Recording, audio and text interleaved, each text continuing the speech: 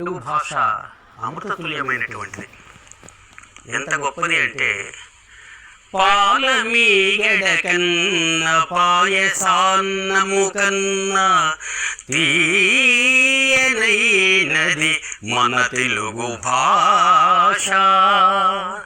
పంచదారల కన్నా పనస తొనల కన్నా తీయనైనది మన తెలుగు భాష.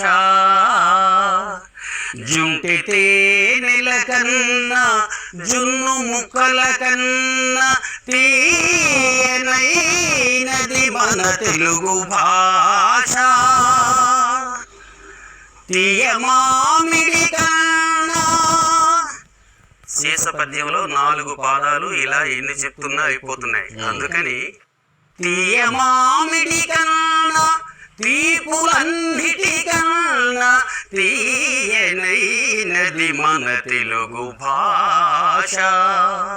తెలుగు భాషలో పుట్టుటే దివ్య వరము. తెలుగు తల్లిని ఎదలోన తలచుకొల్చు పూజ్య భావము తను వెల్ల పులకరింప. అంజలితమురండి ఓ అమ్మలారా, అంజలింతమురండి ఓ అయ్యలారా, అంజలింతమురండి ఓ ఆంధ్రులారా. కానీ మీరేమో ఇంత గొప్పగా వర్ణిస్తున్నారు. ఇప్పుడు తల్లులేమో అసలు పిల్లలకి మాతృభాషను ఇంగ్లీష్ గా చెప్పేస్తున్నారు.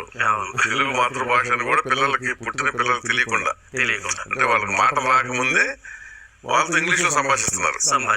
ఇప్పుడు ఇదే అందుకని మాలాంటి వాళ్ళు ఇన్ని విధాల శత విధాల సహస్ర విధాల అన్ని కోణాల్లో నుండి మీలాంటి మాధ్యమాలు మా సహకారంతో ఎంత కృషి చేస్తున్నప్పటికి కూడా మీరన్నట్టు ఈ మమ్మీ డాడీ కల్చర్ ఇంకా వదలటం లేదు. అందుకే అమ్మ అనే పదంలో కమ్మదనం ఉందిలే, మన భాషా పదాలలో మాధుర్యం ఉందిలే. మమ్మీ అనుట ఎందుకు, డాడీ అనుట ఎందుకు, పరభాషా పదాలపై వ్యామోహం ఎందుకు అంటూ